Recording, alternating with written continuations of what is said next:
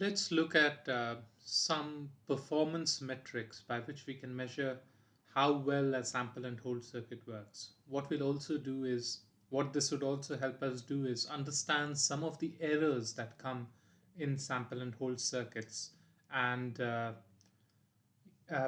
just introduce you to the kind of non-idealities that are present in sample and hold circuits. Okay, so let's take a look at this slide, and I'll just take a moment to explain this graph here.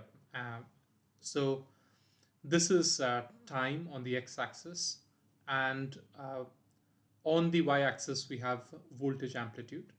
We have the input voltage, input to the sample and hold circuit, the voltage that is here in the light gray line, and this dark black line is the output voltage.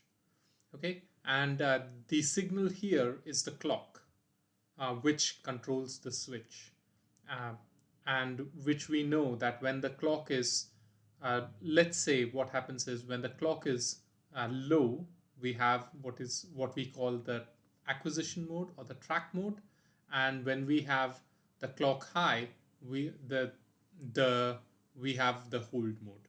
Okay, so the first thing that we can the first metric that we'll use in a sample and hold circuit is what is called the acquisition time.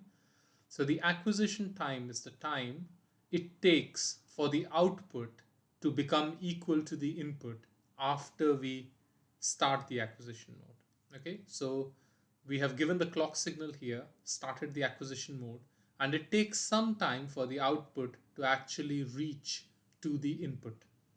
Okay, so this time is called the acquisition time. The error band would be the difference between the input and output. Even though ideally we would want the output to be equal to the input in the acquisition mode, it may not be equal. There may be a small bit of error. So the output is following the input, but there's a small difference, and that is called the error band. Once we go into the hold mode and we give the clock, so that we say that okay, now hold this particular signal, the hold settling time is the time it takes for the voltage to actually settle down to its final hold value. Okay, so it's not going to happen instantaneously, it takes some time. So you can see that the signal is kind of changing here, and it becomes stable at this point. The droop rate is how this hold voltage, even though we have put this buffer and we expect this hold voltage to be exactly constant, it doesn't always remain exactly constant. It slowly goes down, and that is because of leakage paths through which this charge can go away.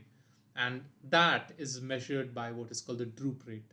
What is the rate at which the hold voltage is going down? Okay, the pedestal is the difference between what we wanted the hold voltage to be and what it actually is. So you can see that we actually pressed hold at this point, so we wanted this voltage to be maintained, but the voltage that is maintained is this value. So this difference is called pedestal, and one of the reasons why we get this difference is that there is some charge stored in this switch, and this charge actually flows into the capacitor, so that the capacitor voltage is changed. Okay, so that's another error that you could get. You could get what is called the aperture jitter. So the aperture jitter is this jitter that is happening here, this uh, what should I say, this change in the hold voltage that is happening as soon as you switch on the hold. It's not going to hold it immediately, but there is going to be some fluctuation in the voltage before the voltage is stabilizes, and this is called the aperture jitter.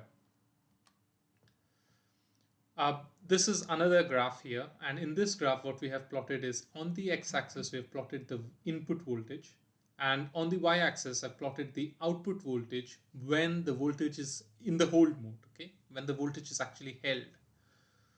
Uh, Now the first thing to observe is there is a range of inputs for which the sample and hold circuit works. It doesn't work for infinite amount of voltages, okay? There's a certain range which the borders of which are denoted by A and B. So the range between this A and this B point is called the dynamic range. Okay. Uh, Secondly, we can also see the the we can also look at the non-linearity error. So what we would expect is in the range of the sample and hold, the V out is exactly on this line. But because of different non-linearities associated with the sample and hold, the V out may not be on this straight line, but may be on this line. And this introduces a kind of non-linearity to the curve. And that error is called the non-linearity error. In addition, we also have what is called the gain error. The gain error is a result of the fact that this line, ideally this line should be 45 degrees from the x-axis or the y-axis for that matter, right? Because then what we are saying is V in is exactly equal to the V out. But in reality, that may not be the case. And that introduces what is called the gain error, which can be measured as 1 minus tan theta, as it is shown here. So okay, one more characteristic, which is hold mode feed through. So even though the switch is open in the hold mode, this there can be an effect of this V in on the V output, right? In the hold mode, we expect that V out is just a constant. There is no effect of this V in. But in reality, there will be an effect, and that is measured by what is called the hold mode feed through. Another measure that we will have to remember is when you have the output voltage and you have a voltage that you have held, now there will be some noise associated with it, and that noise uh, would enable us to measure a signal to noise ratio. And so that is another characteristic that we want to think about. We want the signal to noise ratio to be as high as possible, right? We want the signal power to be as high as possible and the noise power to be as low as possible. We also measure something called the signal to noise and distortion ratio.